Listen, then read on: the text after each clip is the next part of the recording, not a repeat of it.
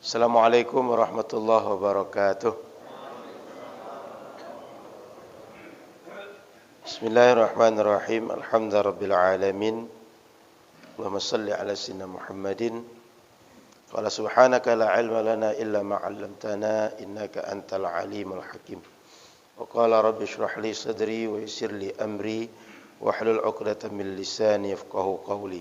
Alhamdulillah, kita bersyukur di hari kedua Ramadan kita sehat afiat dan alhamdulillah tadi sudah sahur dan pagi ini kita sudah berada di Masjid Nurul Fajar untuk kajian sampai nanti isyraq dan berbagai ibadah insyaallah akan terus kita buat sampai malam nanti insyaallah.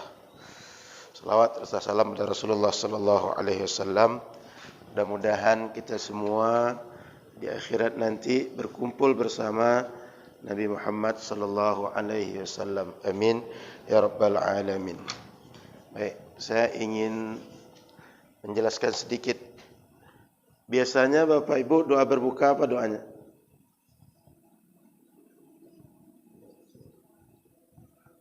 Apa doa biasanya? Allahumma al-kasum tuh. Selain itu apa lagi? Ada lagi doa enggak?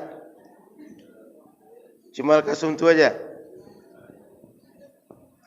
Baik, saya mau jelaskan. Ini sekilas saja. Nah itu Allahumma laka sumtu wa ala rizkika aftart. Ini ada dua doa berbuka yang terdapat dalam kitab Sunan Abi Daud. Ada kitab hadis itu yang induk 6. Sahih Bukhari, Sahih Muslim, Sunan Abi Daud, Sunan Imam At-Tirmizi, Sunan An-Nasa'i, Sunan Ibn Majah. Dalam Sunan Abi Daud, ini nomornya berurutan. Begini bunyi hadisnya. 1. Zahaba az-zama'u wabtalatil 'uruqu wa thabata al-ajru insyaallah. Yang kedua, Allahumma lakasumtu wa ala rizkika aftart. Kedua hadis ini dinukilkan oleh Imam Abi Daud tapi tak disebutkan hadis sahih, hasan, dhaif atau kedudukan yang lain. Di dalam kitab Imam Abi Daud itu kaidah beliau, selama beliau tidak komentari, maka hadis ini sahih menurut beliau dan diamalkan. Jadi argumen untuk beramal. Maka kalau Bapak Ibu ketemu bahwa ini belakangan dikatakan dhaif, itu adalah penelitian ulama kontemporer. Jadi yang Bapak Ibu baca itu Allahumma al-kasumtu wa ala rizkika aftartu, itu penelitian ulama kontemporer Syekh Al-Albani. Tapi ulama klasik dulu, ulama salaf dulu, keduanya dinukilkan, tidak menghukumi yang satu hasan, yang satu sahih, yang satu dhaif. Paham ya? Maka keduanya diamalkan, silahkan. Itu poin pertama. Poin kedua, doa berbuka ini sebenarnya banyak. Mungkin Bapak Ibu pernah dengar akala ta'amakumul abrar wa aftara indakumus shaimun wa sallat alaikumul malaikah. Itu di antara doa berbuka juga. Satu lagi doa di antara sahabat Nabi itu, ya Allah, rahmatmu sangat luas, meliputi segala sesuatu. Faghfirli, ampuni saya ya Allah. Maka doa berbuka itu redaksinya sangat banyak. Sehingga Bapak Ibu tidak perlu rusuh dan risih dengan disebut doa nomor 1 sahih atau hasan, yang kedua dhaif. Boleh yang mana satu untuk diamalkan. Kenapa ketika berbuka itu ada doa yang diajarkan atau ada redaksinya? Sebab ketika berbuka itu salasatun da'watuhum la turad. Ada 3 kelompok orang Kalau dia berdoa, doanya tidak ditolak Allah. Satu di antaranya as-saimu inda iftarih atau as-saimu hatta yuftir. Di antara doa yang makbul itu adalah orang yang puasa sampai dia berbuka. Atau redaksi kedua, orang yang puasa berdoa ketika dia berbuka puasa. Paham? Makanya orang ketika buka puasa itu berdoa, doanya banyak-banyak, panjang-panjang. Karena di antara doa yang makbul, tidak ditolak oleh Allah Subhanahu wa ta'ala. Jadi poinnya adalah, Bapak Ibu, mana satu yang hafal silahkan. Tapi kalau nanti dapat broadcast di WhatsApp atau di Facebook, Bapak Ibu tidak usah khawatir. Karena Facebook itu kebanyakan tak jelas sumbernya dari mana. Betul? Ini Sunan Abi Daud. Berurutan hadisnya. 571, 581. Keduanya disebutkan di kitab yang sama. Tak dihukumi kedua-duanya. Maka kaedahnya, keduanya menurut beliau sahih dan jadi hujjah dalam beramal. Paham ya? Karena kalau nanti tengok di Facebook atau di WhatsApp, ini nomor 2 ini dianggap dhaif. Maka doa Bapak Ibu dianggap berdoa dengan hadis yang dhaif. Paham? Dia tidak dhaif. Hanya sebagian orang menganggapnya dhaif. Oke. Ada pertanyaan? Cukup ya? Baik. Saya lanjutkan kajian kita tentang mabit di Mina pada hari tasyrik. Kemarin melontarnya, sekarang mabit di Mina. Mabit di Mina ini adalah dilakukan tanggal malam tanggal 11, malam tanggal 12, malam tanggal 13 Zulhijjah. Jadi 3 malam. Bermalam di situ. Lalu melontarnya, kemarin kita melontar tanggal 10 Jumrah Aqabah saja, 11 ketiga Jumrah, 12 ketiga Jumrah, 13 ketiga Jumrah. Maka orang mabit di Mina, dia 3 malam, melontarnya 4 hari, tapi melontar ini ada pilihan 2. Bisa kita selesaikan tanggal 12, bisa tanggal 13. Sehingga nanti ada istilah nafar awal, nafar tsani. Saya ulang. Kita melontar 10, 11, 12, 13 Zulhijjah. Lalu pilihannya ada nafar awal. Apabila kita melontar cuma 10, 11, 12. Kemudian ada nafar tsani. Bila kita melontar, tuh. Pernah dengar istilah ini? Nafar awal, nafar tsani. Ini orang haji ini, istilah ini familiar. Jadi kita dibolehkan oleh Allah 2 pilihan. Tanggal 12 kita meninggalkan Mina, lalu kita balik ke pemondokan, lalu kita tawaf ifadah, kemudian kita kalau pulang di hari itu tawaf wada langsung pulang. Itu bisa.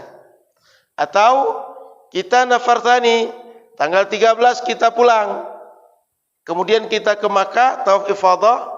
Kalau mau pulang selanjutnya tawaf wada, lalu berangkat pulang. Boleh juga. Namun Bapak Ibu yang rahmati Allah Subhanahu wa taala, bila kita pulang dari Mina ke Makkah atau yang selanjutnya tanggal 12, harus sebelum matahari tenggelam sudah meninggalkan Mina. Jadi sudah melontar kita siang hari itu, sore atau setelah zuhurnya, pokoknya sebelum maghrib kita sudah meninggalkan Mina, baru boleh mengambil nafar awal. Tapi kalau maghrib masih di situ, harus lanjut nafar tsani. Paham ya? Jadi ketentuannya harus meninggalkan ini sebelum maghrib. Setelah maghrib kalau masih ada di situ, atau waktu maghrib masih ada di situ, maka kita mesti nafar tsani. Nah, mabit ini Bapak Ibu rahmati Allah, Ini bagian daripada wajib haji. Artinya kalau ada orang yang tidak melaksanakan mabit, dia bayar dam. Dia mesti menyembelih seekor kambing karena tidak melaksanakan mabit di Mina. Kemudian Bapak Ibu rahmati Allah Subhanahu wa taala, ada rukhsah bagi orang tertentu untuk tidak mabit. Kalau dulu di zaman Nabi itu, orang-orang yang punya ternak, dia membalakan ternak dia. Kemudian orang-orang yang memberi minum untuk jamaah yang berangkat haji. Kan dulu minum tak semudah sekarang. Jadi mereka bertugas memberikan minum, diambil air dari sumber mata air, dibawa ke tempat jamaah. Itu boleh dulu untuk tidak ikut mabit. Mereka melontar saja. Maka hari ini oleh para ulama juga diberikan rukhsah kalau kayak sopir yang membawa jamaah itu, atau orang-orang punya uzur karena dia sakit, dia boleh tidak mabit. Sebab kan kita tidak semuanya punya fisik yang sama. Maka orang yang sakit diperbolehkan untuk tidak melaksanakan mabit. Saya kira itu yang saya jelaskan tentang mabit di Mina. Silakan ada pertanyaan sebelum kita pindah bab yang baru. Tak ada? Saya lanjutkan, apa saja yang dibuat oleh jamaah haji waktu di Mina. Pertama, melontar jumrah. Amalan di Mina. 1, melontar jumrah. Jumrah ini tanggal 10 Aqabah saja.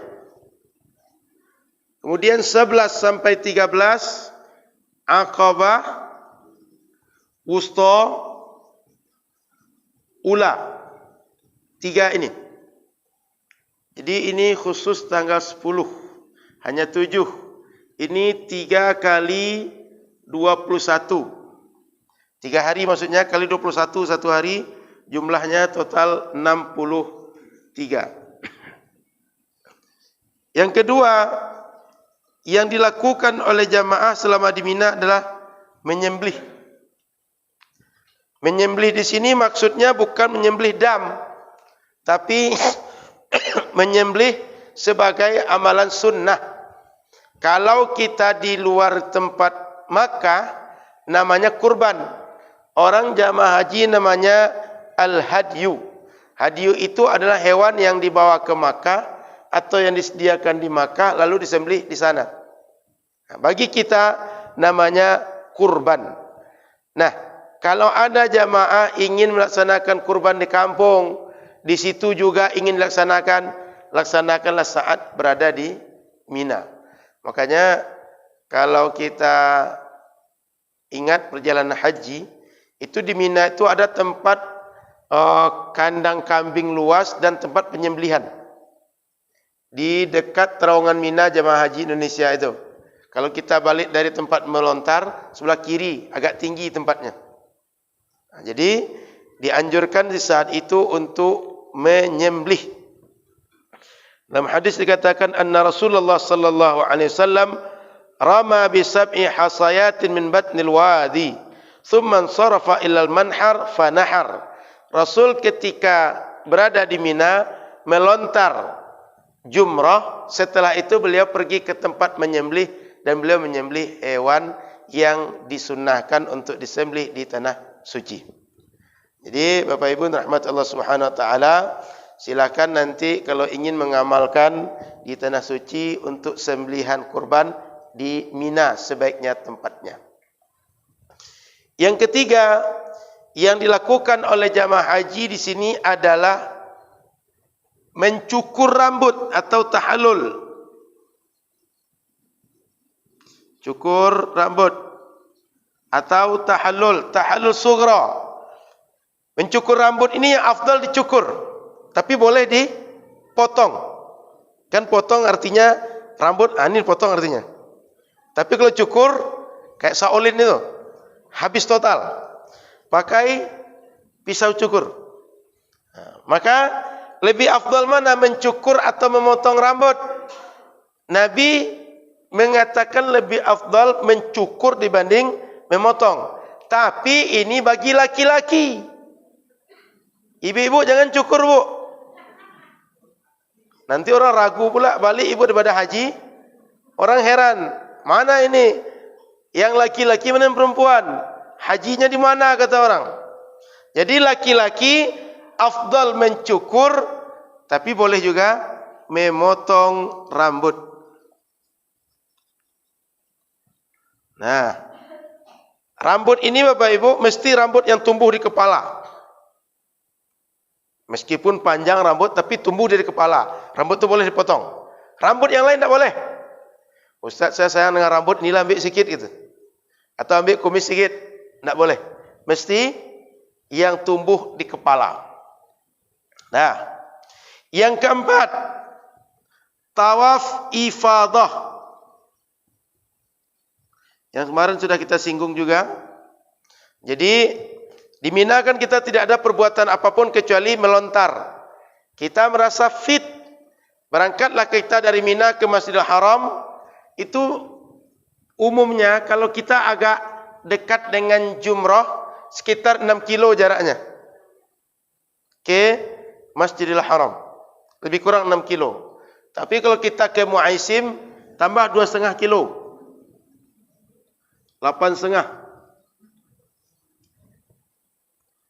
Makanya kalau berangkat usia 70, usia 60, ini pergi 8,5. Bolak-balik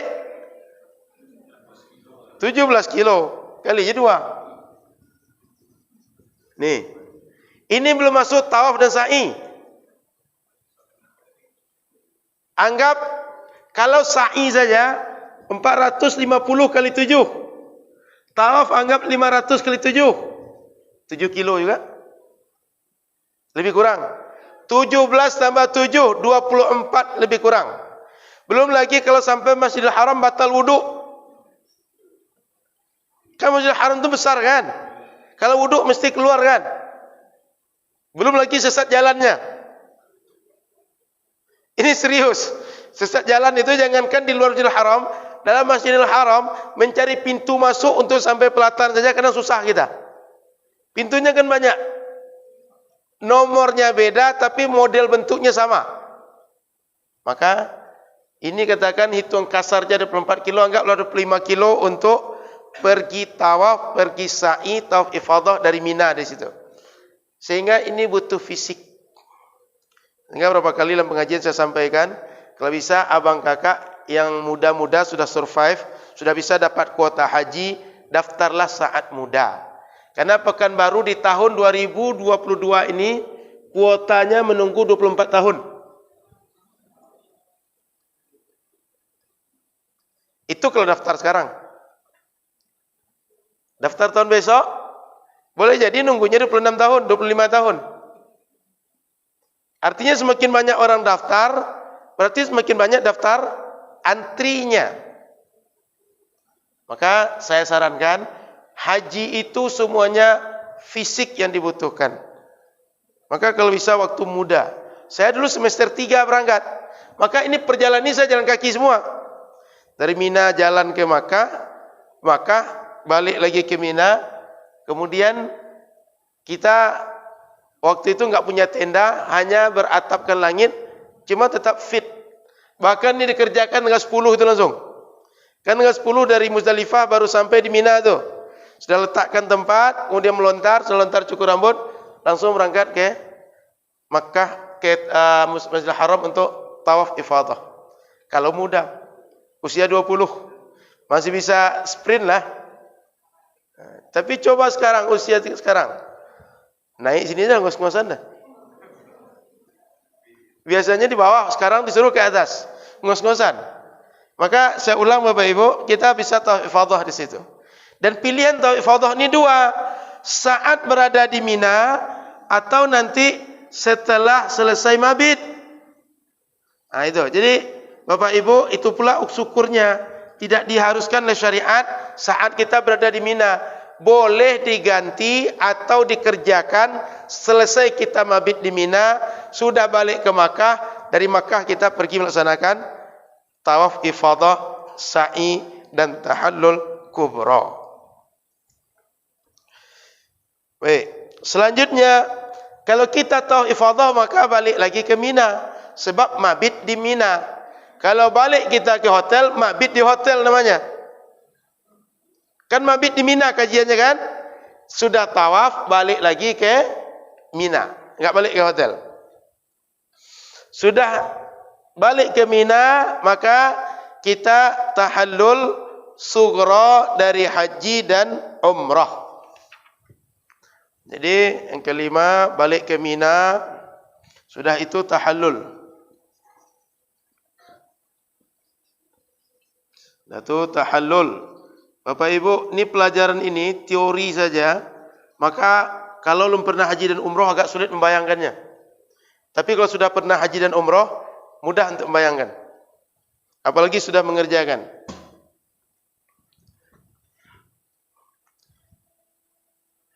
Baik, kemudian Bapak Ibu yang dirahmati Allah Subhanahu wa taala, kalau sudah selesai amaliyah seperti itu, maka kita meninggalkan Mina yang tadi disebut dengan istilah nafar awal atau nafar tsani.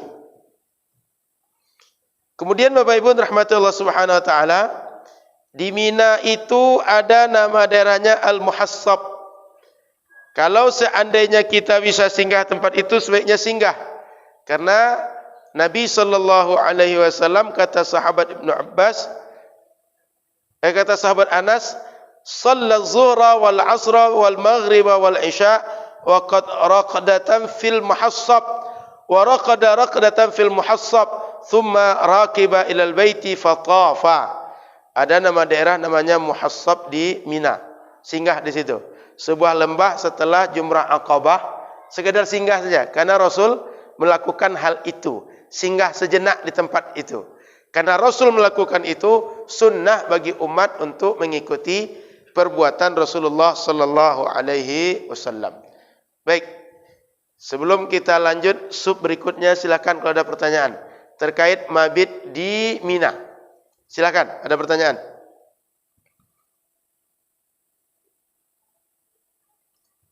Tidak ada? Cukup? Baik. Kalau sudah cukup, saya lanjutkan dengan bab baru tentang tawaf wada'.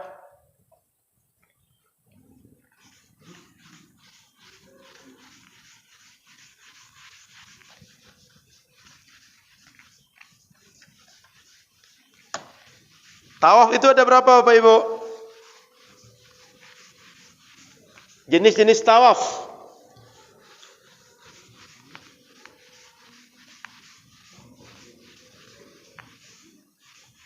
Kalau ibu-ibu tawafnya banyak Bu. Tawaf di Ka'bah juga, tawaf di Bin Daud juga. Tahu Bin Daud Bu? Satu tawaf itu namanya tawaf kudum. Ini bisa sekalian tawaf umroh ini. Yang kedua tawaf ifadah atau tawaf rukun. Yang ketiga tawaf wada'. Yang keempat tawaf sunnah atau mutlak. Nih. Kita kalau melaksanakan haji, begitu datang ke Makkah, saat pertama sekali tiba di Masjidil Haram, masuk ke Ka'bah, ini kita buat tawaf kudum, tawaf selamat datang bahasa lainnya. Atau kalau kita sedang melaksanakan umroh, berarti kita sudah berihram, tawaf umroh. Setelah itu kita sa'i, selesai sa'i baru kita tahallul, selesai umroh kita. Yang kedua tawaf ifadah, tawaf rukun. Artinya orang haji mesti dia tawaf rukun ini. Yang ketiga tawaf wada', tawaf selamat tinggal. Saya perlu jelaskan bahwa tawaf kudum dan tawaf wada' ini sejak sebelum Nabi Muhammad sudah dibuat oleh orang Makkah. Makanya ketika melaksanakan hijrah, Umar bin Khattab, dia tawaf ke Ka'bah. Setelah tawaf ditantangnya orang Makkah, kan berangkat hijrah itu sembunyi-sembunyi. Umar berani, dia terang-terangan. Sebelum dia berangkat, dia ke Ka'bah, dia tawaf wada, lalu ditantangnya orang. Siapa yang mau mencegah Umar? Kalau ingin mencegah Umar, temui Umar di balik lembah. Maksudnya di tempat tanah halal terdekat. Supaya kalau jumpa Umar di situ, kalau berani mencegah Umar, duel kita, bertengkar kita, berkelahi kita. Kalah Umar, tidak jadi hijrah. Menang Umar, engkau sengsara, Umar berangkat. Kira-kira begitu. Ini tawaf wada, perpisahan. Setiap orang yang berada di Makkah atau berangkat ke Makkah lalu meninggalkan Makkah dianjurkan tawaf wada, tawaf perpisahan, tawaf selamat tinggal. Yang keempat, tawaf sunnah. Sehari misalnya habis suruk ini, kita enggak ada kegiatan atau habis subuh enggak ada kegiatan, kita isi waktu dengan tawaf. Atau siang hari kita enggak ada kegiatan, badan rasanya fit, sore fit, kita tawaf. Di Makkah kelebihannya di Ka'bah itu 24 jam kita bisa tawaf. Kita bisa sholat, beda dengan tempat lain. Kalau tempat lain ada waktu terlarang untuk sholat. Di sini 24 jam tawaf, 24 jam sholat, enggak ada larangan. Mau sholat kapan saja, mau tawaf kapan saja, boleh. Nah, semua tawaf ini mesti 7 kali. Disebut tawaf karena dia berkali-kali kita mengelilingi. Ini anggap Ka'bah, sekali mengelilingi, tawaf juga. Tapi begitu dikelilingi 7 kali, baru disebut dengan tawaf yang melaksanakan tawaf disuruh oleh syariat ini. Nah, kalau ibu satu lagi, tawaf bin Daud. Ibu, apa tawaf bin Daud itu, Bu? Shopping. Nah, itu. So, orang kalau ke Makkah itu kalau tak shopping itu mungkin kurang afdal. Sehingga pergi hari pertama ke masjid, pulangnya buat kresek sikit. Besok berangkat lagi pulang, buat lagi kresek. Yang repotnya sehari berangkat 3 kali, setiap berangkat buat kresek. Pas pulang bingung. Gimana mau packing dia? Gimana mau nyusun? Jatah jemaah haji itu paling banyak 32 kilo cuma. Tidak tahu kalau sekarang. Kalau kurir ya ada, Pak. Kalau yang jatah jamaah di pesawat 32 kilo. Tambah tentengan. Sehingga kadang-kadang zam-zam itu diusahakan bawa banyak. Belanjaan banyak juga. Maka kadang zam-zam itu dibungkus dengan pakaian, masukkan dalam koper. Masuk dalam tas kecil. Nanti belanjaan bingung menyimpan di mana. Ujung-ujungnya sampai di Jeddah. Kan diperiksa oleh petugas haji. Sebagian terpaksa tinggal. Untung terpikir ada ekspedisi. Maka naiklah ke dalam ekspedisi sampai juga ke rumah. Mudah-mudahan sebulan atau 2 bulan ke depan sampai. Ada juga yang sampai juga tapi entah ke mana sampainya. Yang jelas dia sampai juga ke alamat, tapi entah alamat yang mana. Jadi poin saya adalah jamaah haji wajib hajinya diantaranya tawaf wada. Mesti dia tawaf wada. Kalau dia tak melaksanakan tawaf wada, dia kena dam. Dia menyembelih seekor kambing. Nah, di antara sekian tawaf ini, yang kita laksanakan tawaf wada, tawaf sunnah ini boleh dengan pakaian biasa. Tawaf umroh ini yang kita dalam keadaan ihram ini. Tawaf ifadah mungkin ihram, mungkin tidak. Tergantung teknis mana yang diambil. Pergi tawaf dulu baru melontar atau melontar dulu baru tawaf. Jadi ini enggak selamanya mesti melaksanakan pakaian ihram. Sehingga Bapak Ibu, pakaian ihram itu jangan bayangkan selama kita di Makkah, enggak, sebentar cuma. Pakaian ihram itu paling lama kita memakai tanggal 8 sampai tanggal 10. Itu paling lama. Atau boleh jadi kita pakai tanggal 9, 10. Kita mulai di hari Arafah itu pakai pakaian ihram. Ini anggap kita tidak ikut pemerintah Indonesia. Kita bisa berangkat sendiri ke Arafah. Tanggal 9 kita pakai. Tanggal 10 setelah melontar Jumrah Aqabah sudah bisa dibuka. Atau tanggal 8 ikut pemerintah diantar kita ke Arafah. Tanggal 10 setelah melontar Jumrah Aqabah bisa dibuka. Itu cuma pakai pakaian ihram. Tidak selama kita di Arafah, Musdalifah, Mina. Apalagi selama berada di tanah suci. Karena jemaah haji itu rata-rata perjalanannya 40 hari. Berangkat dan pulang rata-rata 40 hari. Di Madinah 9 hari, 2 hari perjalanan sudah 11, maka 29 hari di Makkah. 29 hari itu 5 atau 6 di Armina, Arafah, Musdalifah, Mina. Maka 22 atau 23 berada di kota Makkahnya. Sehingga orang berada di kota Makkah itu lama. Baik kloter gelombang 1 atau gelombang 2. Beda gelombang 1, 2 adalah gelombang 1 dia ke Madinah dulu. Gelombang 2 langsung Makkah. Nah, kalau orang gelombang 2 dia di Makkah sebelum haji sudah bisa melaksanakan apakah umroh atau tawaf sunnah. Dan orang yang gelombang 2 itu lebih enak lagi. Saat di Makkah orang sudah mulai berkurang. Orang gelombang 1 di Makkah sedang padat, dia datang. Karena jemaah haji negara lain kan berdatangan sebelum melaksanakan wukuf itu. Mereka ramai. Kita dibagi. Sehingga jemaah haji itu saat gelombang 2 datang, orang sudah ramai. Agak crowded melaksanakan umroh, tawaf sunnah dan lain-lain. Jadi tinggal kita mengukur kemampuan, melihat keadaan. Yang jelas perlu fisik yang kuat supaya bisa sering tawaf sunnah. Baik, Bapak Ibu yang dirahmati Allah Subhanahu wa taala, ketika kita tawaf wada, sunnahnya sama dengan tawaf biasa, tawaf ifadah. Maka dimulai mesti saat kita mulai itu dari titik atau sudut yang ada Hajar Aswad. Lalu posisi Ka'bah sebelah kiri badan kita. Kita putar sekali sampai balik lagi posisi tempat kita mulai, 1 putaran. Putar kedua di tempat kita mulai sudah 2 putaran sampai selesai 7. Dan selama tawaf dianjurkan banyak doa, sama dengan tawaf rukun.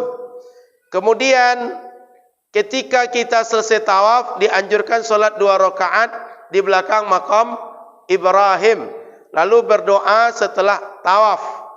Itu kira-kira tentang tawaf wada. Kita lanjut tanya jawab. Silakan Bapak Ibu kalau ada yang bertanya. Silakan Pak.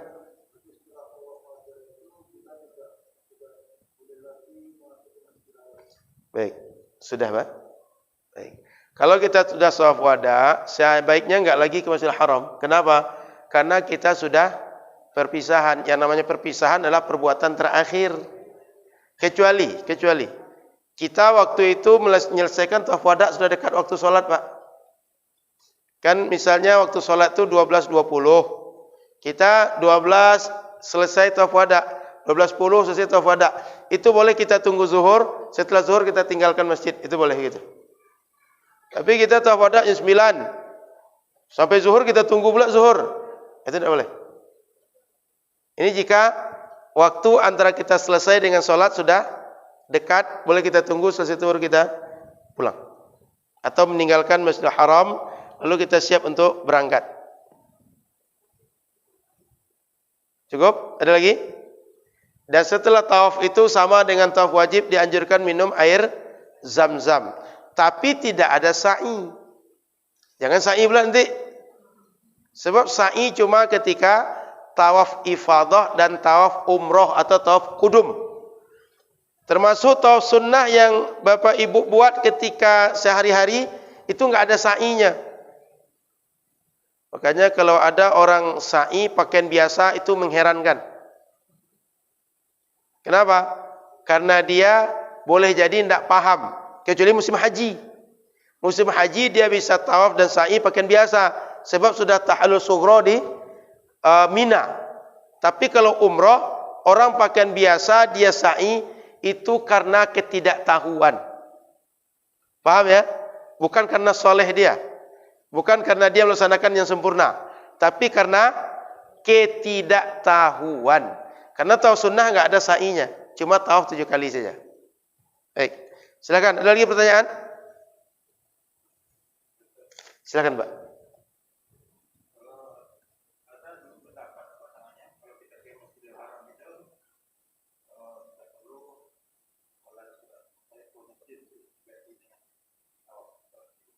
Baik.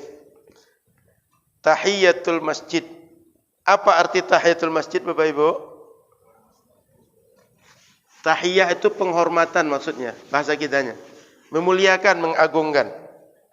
Maka begitu masuk masjid, sebaiknya kita enggak melakukan perbuatan apapun kecuali dimulai dengan solat. Setelah solat baru aktivitas yang lain. Solat itu namanya tahiyatul masjid. Tahiyatul masjid ini untuk selain Masjidil Haram, itu sunnahnya adalah solat. Kayak kita tadi masuk, Bapak Ibu, itu sunnahnya adalah solat. Tapi kalau Masjidil Haram, tahiyatul masjidnya adalah tawaf, bukan solat. Jadi kalau masuk itu, pertama masuk langsung ke pelataran Ka'bah. Lalu kita katakan tawaf. Tapi kalau masjid ini solat baru aktivitas yang lain. Maka di sini dia Pak, tahiyatul masjid, Masjidil Haram itu adalah tawaf. Kalau masjid yang lain solat. Dan ini cuma berlaku di Masjidil Haram saja, enggak ada tempat lain. Yang nanti masuk Nurul Fajar diputari semua tiang ini.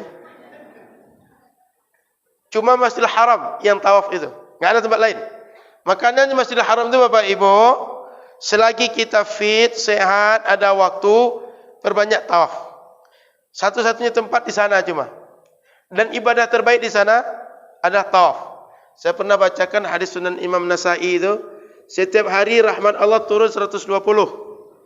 Orang tawaf dapat rahmat 60. Orang solat 40. Orang melihat Ka'bah dapat 20. Ini menunjukkan bahwa tawafnya adalah ibadah paling afdal. Dan kalau kita berada di Masjidil Haram, sering-sering melihat Ka'bah. Karena melihat benda yang berpahala adalah melihat Ka'bah ini. Sehingga orang kalau Bapak Ibu tengok, sering dia setelah dia laksanakan solat, dia maju ke depan, dia di sekeliling apa tu? Sekeliling tempat yang langsung ke arah Masjidil Haram itu, dia duduk atau diri gini je nengok gitu. Karena bagian daripada ibadah yang paling ringan melihat Ka'bah. Dan setiap melihat Ka'bah itu dianjurkan berdoa melihat Ka'bah. Kalau bisa tawaf, lebih baik tawaf. Tidak bisa minimal melaksanakan berbagai aktivitas ibadah dan paling ringan adalah melihat Ka'bah. Jadi gitu Pak. Di sana tahiyatul masjidnya adalah tawaf. Di masjid lain tahiyatul masjidnya salat. Nah itu. Ada lagi? Silakan Bapak Ibu yang bertanya.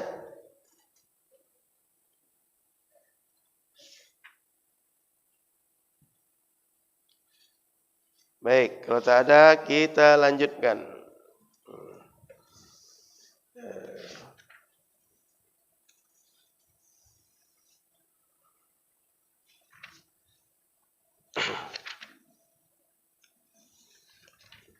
Baik, bagaimana kalau kita meninggalkan rukun? Di buku kita halaman berapa Pak Mul? Saya buka di buku dulu agar kita sesuai redaksi buku. Kita masuk ke pembahasan bahas masalah dam lagi. Karena bahas dam belum. Silakan Pak.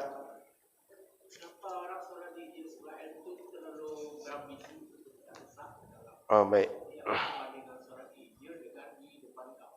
Siap. Kenapa orang solat Hijr Ismail itu orang berduyun-duyun, Pak?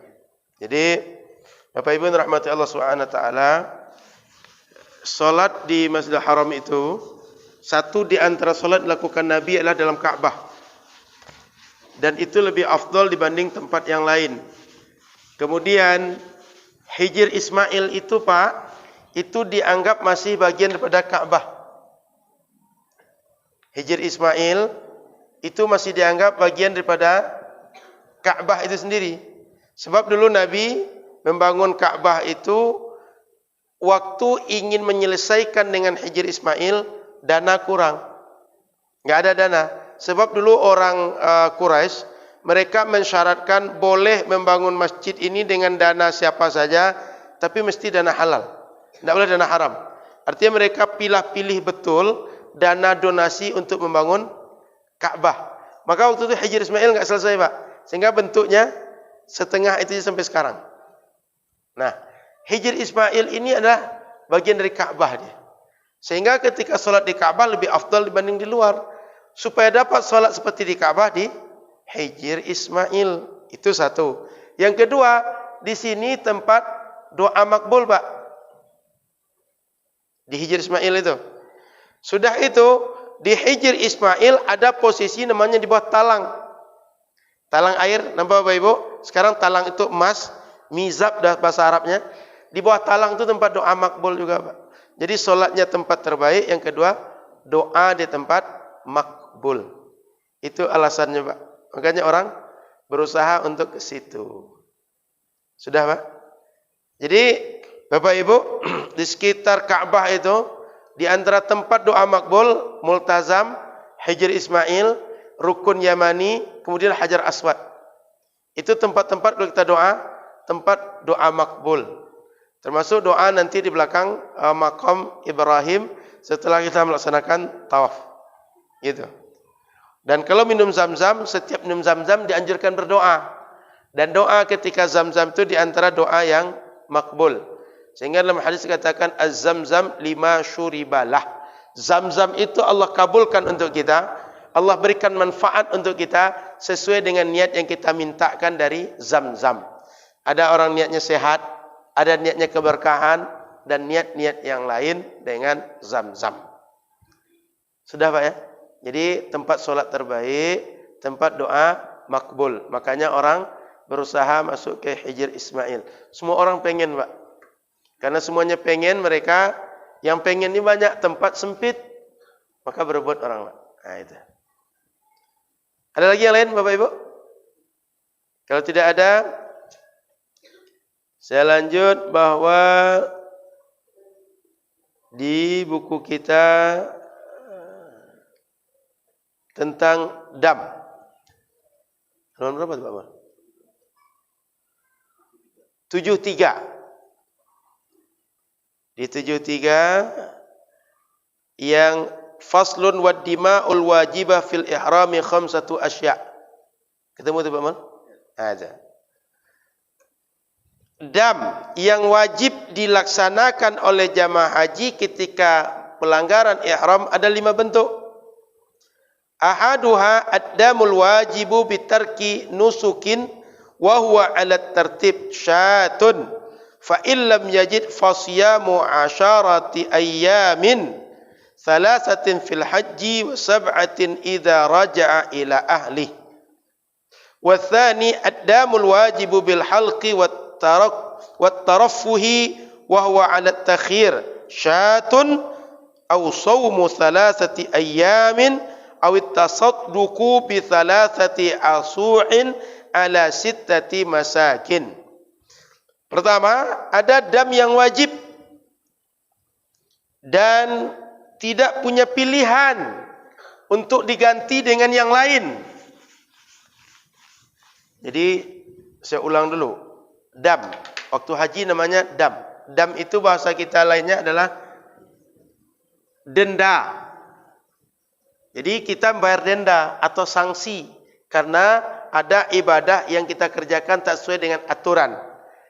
Denda yang pertama, ketika kita melakukan larangan ihram yang terkait dengan pelaksanaan ibadah dalam pelaksanaan haji dan umrah, ini mesti menyembelih seekor kambing. Kalau tak sanggup, baru turun yang kedua. Puasa 10 hari. Pilihannya 7 hari tambah 3. 3 di tanah suci, 7 di kampung halaman. Nah, jadi 7 dan 3. 3 tanah suci, 7 di kampung. Oke, saya selesaikan di sini dulu. Jadi Bapak Ibu rahmati Allah Subhanahu wa taala, ketika kita melaksanakan ihram lalu ada pelanggaran atau ada pelaksanaan yang disuruh syariat, dia mesti dam. Contoh, kalau kita jamaah haji itu di Indonesia melaksanakan haji dengan sistem tamattu'. Pernah dengar ya? Tamattu', ifrad dan qiran. Saya ulas sedikit di sini.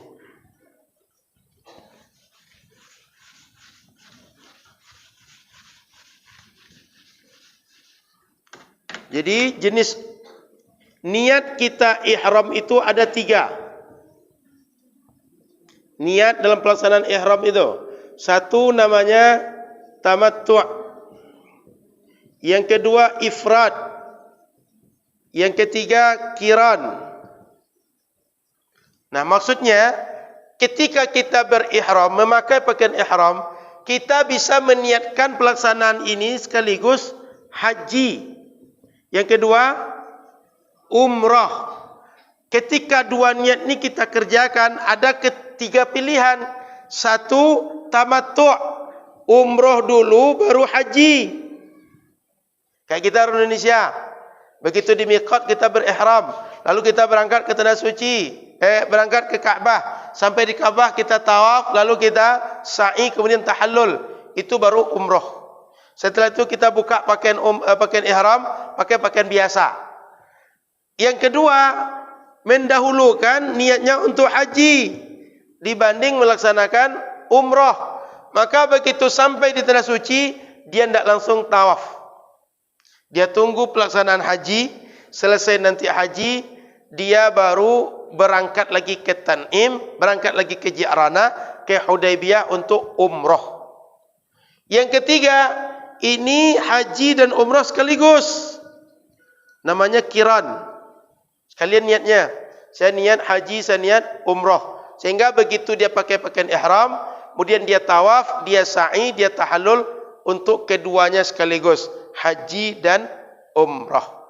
Nah, bagi jamaah yang berangkat dengan sistem tamattu', dia mesti bayar dam.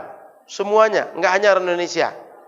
Indonesia, selain Indonesia, pokoknya semua jamaah haji dengan sistem tamattu', dia niat umrah dulu baru haji, dia mesti bayar dam. Damnya tidak ada pilihan kecuali menyembelih seekor kambing atau yang kedua, puasa 10 hari. 3 hari di Tanah Suci, 7 hari di kampung halaman. Nah, bila 3 hari ini dikerjakan, lebih baik dikerjakan kapan? Antara tanggal 8 kita belum masuk. 8, 7, 6. Nih, 6, 7, 8. Zulhijjah. Sebaiknya tanggal itu. Kalau tidak bisa tanggal itu berarti di luar, di balik, setelah balik kita dari Mina. Jadi 6, 7, 8 Zulhijjah sebaiknya puasa yang 3 hari Tanah Suci. Pulang kita Tanah Suci, baru kita lanjutkan 7 hari di kampung halaman kita. Baru selesai dam ini. Cuma kebanyakan jemaah memilih ini. Ya Bu ya? Rata-rata milih ini. Menyembelih seekor kambing. Maka jarang kita temukan orang haji itu kalau dia balik ke kampung dia puasa 7 hari. Jarang. Lebih memilih dam. Tapi dia dari segi konsekuensi agama bisa melaksanakan dam dengan disembelih seekor kambing. Bisa juga puasa 10 hari. 7 hari di kampung, 3 hari di Tanah Suci. Ya. Atau yang kedua, katanya di sini, wathani addamul wajib bil halqi wat tarafuhi wa huwa 'ala at-takhir syatun aw shaumu 3 ayyam aw at-tasadduq bi 3 asu' 'ala 6 masakin. Ada jenis yang kedua. Jenis yang kedua ini damnya pilihan. Apa dam pilihannya itu? 1, sembelih kambing. Yang kedua, puasa. Yang ketiga, bersedekah makanan. Sedekah makanan. Berapa katanya situ Pak Mun? Beratnya makanannya? Berapa sok katanya? 6 sok. 3 sok. 3 sok ya?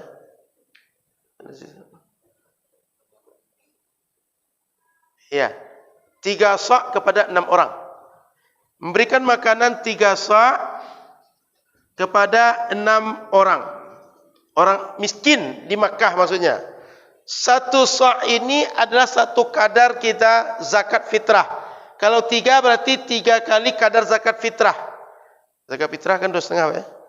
Berarti 7,5 kilo. Dibagikan kepada 6 orang fakir miskin. Ini dam jenis kedua. Sembelih kambing atau puasa atau sedekah. Ini boleh dipilih. Tidak seperti ini berurutan. Nomor 1 dulu baru, tidak bisa 1 baru turun 2. Kalau sini bisa pilihan. Yang mana 1 mau dipilih? Ini adalah jenis dam seperti orang, contoh dia ketika ihram gunting kuku sengaja, gunting rambut sengaja. Hal-hal yang seperti itu pilihannya damnya boleh untuk dipilih 1 di antara 3. Termasuk kalau ada orang ketika ihram itu pakai wangi-wangian. Hal-hal yang kecil-kecil begitu. Larangan ihram kan banyak, sudah kita bahas sebelumnya. Larangan-larangan ihram yang sifatnya kecil, yang sifatnya sederhana, itu pilihan 3 ini. Tapi mohon maaf, kalau menyembelih hewan di situ, hewan tanah haram maksudnya, kan terlarang. Mohon maaf, berhubung suami istri, tidak berlaku dam yang ini. Dam yang di atas nanti berlaku. Ini yang kecil-kecil. Kan kita kadang-kadang buka aurat, kemudian mungkin memakai harum-haruman tanpa kita sadari atau disadari. Kemudian kita memotong kuku, mencabut rambut, dan lain-lain. Baru berlaku pilihan yang kedua ini. Baik. Wathalisud damul wajib bil ihsar. Fayatahallal wa yahdi syatan. Yang ketiga, dam yang wajib karena kita tidak bisa melaksanakan tawaf. Kita ihsar. Ihsar itu maksudnya tertawan, tertahan. Kan mana tahu nanti Bapak Ibu, ada jamaah kita seperti yang berangkat, dia ilegal berangkat. Mungkin dia melaksanakan umroh, kemudian dia menetap jadi situ. Sehingga berangkat ke situ visanya ilegal. Tertangkap dia. Dia sudah niat ihram. Tidak bisa melaksanakan, menyelesaikan tawaf atau semua rangkaian haji, rangkaian umrah. Maka orang seperti ini mesti dia tahallul. Apa tadi? Dam karena tertahan. Contoh orang yang tertangkap tadi. Maka yang dia lakukan adalah sembelih. Yang kedua, dia tahallul di tempat dia. Kan Nabi pernah dari Madinah mau melaksanakan umroh, oleh orang Makkah enggak diizinkan. Sehingga saat itu Nabi SAW dengan para sahabat di Hudaybiyah, beliau serahkan semua kambing yang dibawa untuk tujuan sedekah masyarakat Makkah. Kemudian beliau bertahallul di tempat itu. Sebab kita melaksanakan ihram itu sama seperti takbiratul ihram, memulai ibadah. Untuk menutupnya nanti dengan tahallul. Kalau solat dengan salam. Kalau tidak kita tutup dengan tahallul, maka terus kita ihram terus. Sehingga larang ihram berlaku terus. Maka untuk menutup itu Nabi SAW bertahallul.